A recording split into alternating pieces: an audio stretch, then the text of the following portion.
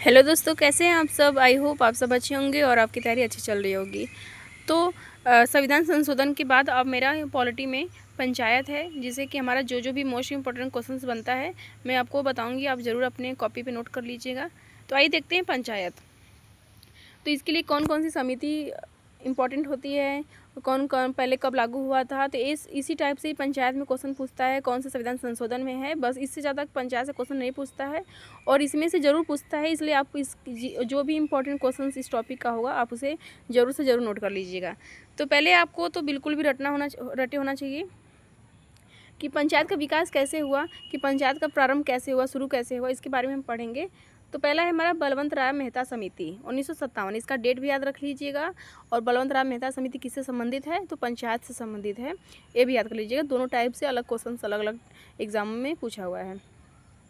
अब देखिए इसमें सिफारिश में कितनी थी, 3 स्तरीय पंचायती राज व्यवस्था, 3 स्तरीय पंचायती राज व्यवस्था। ये भी पूछता है कि बलवंत राय मेहता जो समिति थी वो किस स्तर की थी, तो 3 स्तरीय थी। कैसे याद करेंगे, देखिए बलवंत राय मेहता का नाम कितने अक्षरों में है, अक्षर में कितने उसमें है, शब्दों में है। तो बलवंत राय मेहता 3 है ना, तो इन्होंने क्या दिया था, 3 स्तरीय पंचायती राज व्यवस्था। उसमें क्या क्या थे, ग्राम पंचायत थे, पंचायत समिति, जिला परिषद। इनका तीनों का नाम भी लिख लीजिए, क्योंकि क्वेश्चंस को अगर हार्ड बनाना होगा तो पूछेगा कि बलवंत राय मेहता की समिति में कौन सा नहीं था स्तर। तो आपको पता होगा कि ग्राम पंचायत, पंचायत समिति और जिला परिषद है, तो आप एलिमिनेट करके क्वेश्चंस को कर पाएंगे। तो जो ग्राम पंचायत हो गाँव स्तर पर था, पंचायत स्तर ब्लॉक स्तर पे था, और जिला परिषद जिला स्तर पे। तो ये तो आपको देखने में लग रहा है कि ग्राम गांव से संबंधित, पंचायत समिति ब्लॉक से संबंधित, और जिला जिला से, तो ये तुरंत आपको याद हो जाएगा। अब सबसे पहले जो पंचायती राज व्यवस्था है कहाँ पे मतलब लागू हुआ था, पहला कौन सा राज्य जो लागू किया था, तो राजस्थान बिल्कुल भी रट लीजिएगा, बहुत बार एग्जाम में पूछा हुआ है। और 2 अक्टूबर 1959 को, ये भी पूरा डेट रट लीजिएगा, को नागौर में राजस्थान के नागौर जिले में लागू करने वाला पहला राज्य है। बिल्कुल भी मोस्ट इंपॉर्टेंट, याद कर लीजिएगा। और कभी कभी एग्जाम में दूसरा भी पूछ देता है, क्योंकि पहला बहुत बार पूछ चुका है, इसलिए दूसरा भी पूछ देता है। तो इसके बाद कहाँ पे लागू हुआ, दूसरा राज्य कौन सा है, तो हमारा आंध्र प्रदेश है। तो ये आपको याद होना चाहिए। और दूसरे राज्य में कब हुआ था, 2 अक्टूबर के बाद 11 अक्टूबर को हुआ था। कब, 1959 में ही आंध्र प्रदेश में पंचायती राज लागू किया गया था। ये हो गया बलवंत राय मेहता 3 स्तरीय पंचायती राज व्यवस्था, क्योंकि उनका नाम भी 3 में है, और उनका जो उन्होंने दिया था वो भी 3 स्तरीय पंचायत राज व्यवस्था है। और उसमें क्या था, ग्राम पंचायत और पंचायत समिति और जिला परिषद, ये तीनों आपको उसमें याद रखना है। उनका डेट याद रखना है। अब और याद रखना है कि कब सबसे पहला राज्य कौन था, तो राजस्थान का नागौर जिला, कभी कभी राजस्थान दे देता है, कभी कभी उसके ज़िले का नाम दे देता है, तो दोनों याद रख लीजिएगा कि राजस्थान के नागौर जिले में। फिर दूसरा राज्य हमारा कौन सा था, तो 11 अक्टूबर 1959 को आंध्र प्रदेश। तो ये सब बिल्कुल भी रटा होना चाहिए आपको, इसमें से कोई भी पूछ देता है। अब हम बात करेंगे अशोक मेहता समिति। तो अशोक मेहता समिति कभी कभी क्रम लगाने के लिए देता है। तो बलवंत के बाद कौन आए हमारे, अशोक। तो अशोक मेहता समिति 1977, इन्होंने कौन दिया था, 2 स्तरीय पंचायती राज व्यवस्था। देखिए इनका नाम भी अशोक मेहता 2 में है, तो आपको मतलब कौन सी 3 स्तरीय दिया था, कौन सा 2 स्तरीय, आपको उनके नाम से अगर आप ट्रिक से याद कर लेंगे तो आपको कभी मिस्टेक नहीं होगा। इनमें क्या था, 2 में जिला परिषद, जो कि बलवंत राय मेहता ने भी जिला परिषद दिया था, और इसमें क्या है, दूसरा मंडल पंचायत है। ये आपको याद रखना है। अब हम बात करेंगे जीवी के राव समिति, किससे संबंधित है, ये भी पंचायती राज व्यवस्था से ही। इनका नाम याद कर रहे हैं तो इनके साथ ये भी याद रखिएगा कि ये सब पंचायत से ही संबंधित हैं, क्योंकि एग्जाम में ऐसे समितियों से भी क्वेश्चन पूछता है कि किससे संबंधित है। जैसे चुनाव से कौन से संबंधित हैं, हथकरघा आयोग से कौन से संबंधित हैं, तो ये सब आपको पता होना चाहिए। जीवीके राव समिति 1985 पंचायतों और नगर पालिकाओं के कामकाज के संबंध में संवैधानिक कामकाज की समीक्षा की गई थी।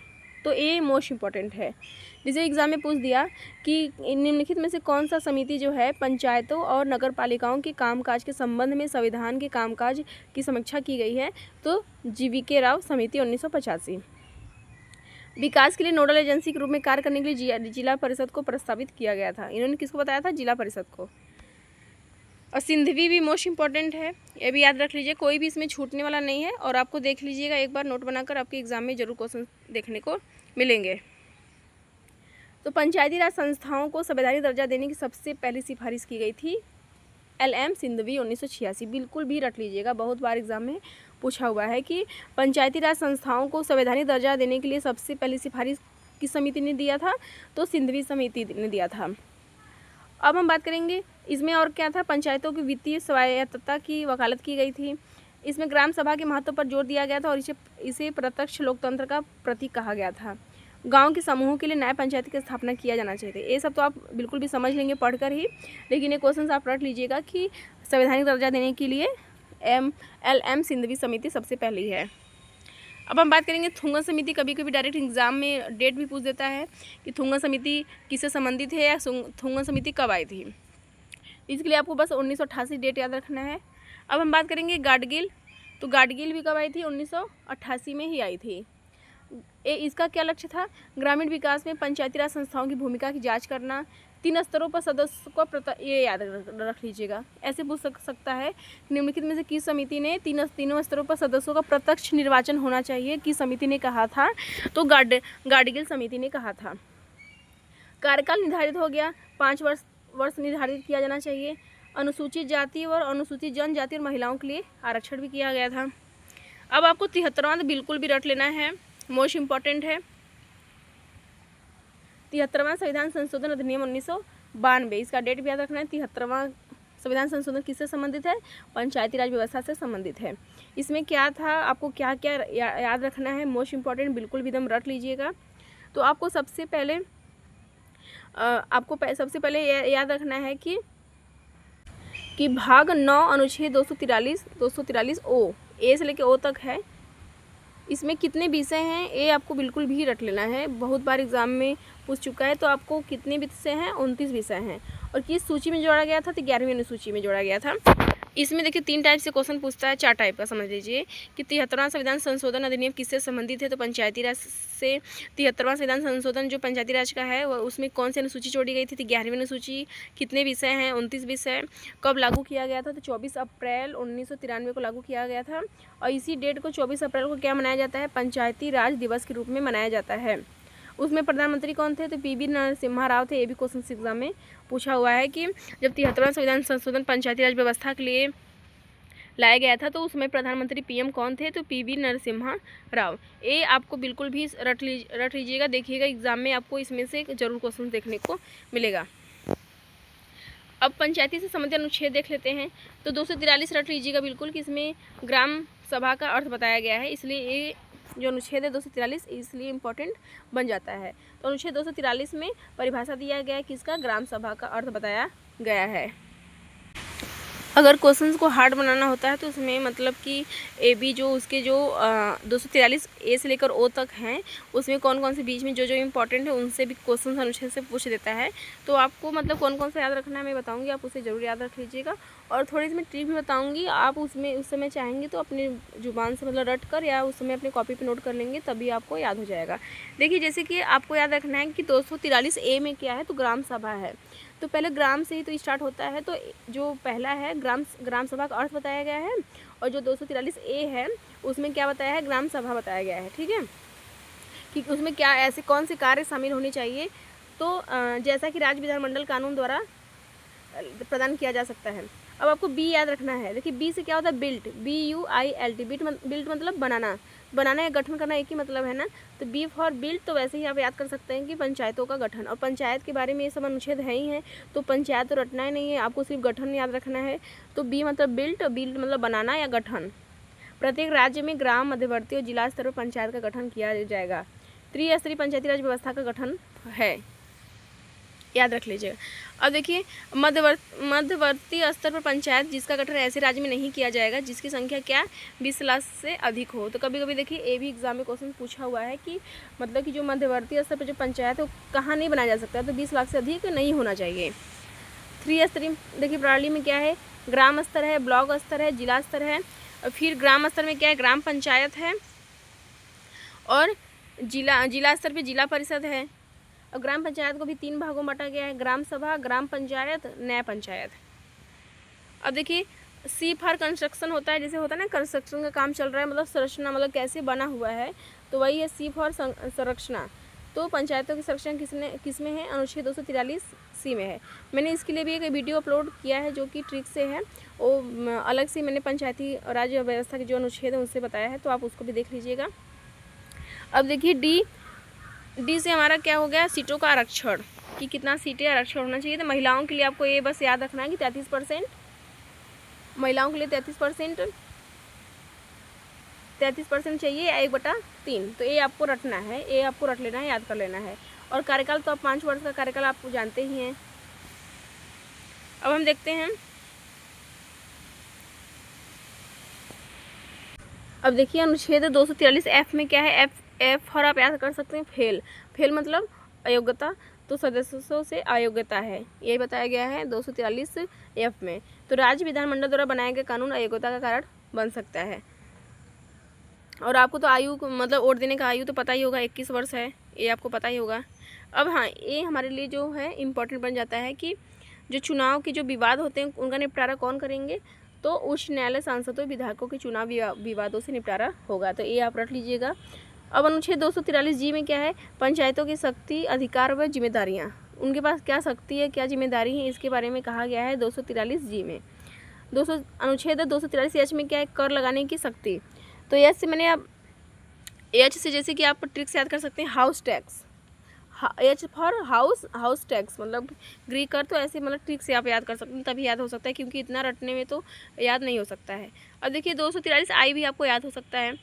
243I मतलब इनकम क्या होता है, वित्तीय होता है, पैसा होता है।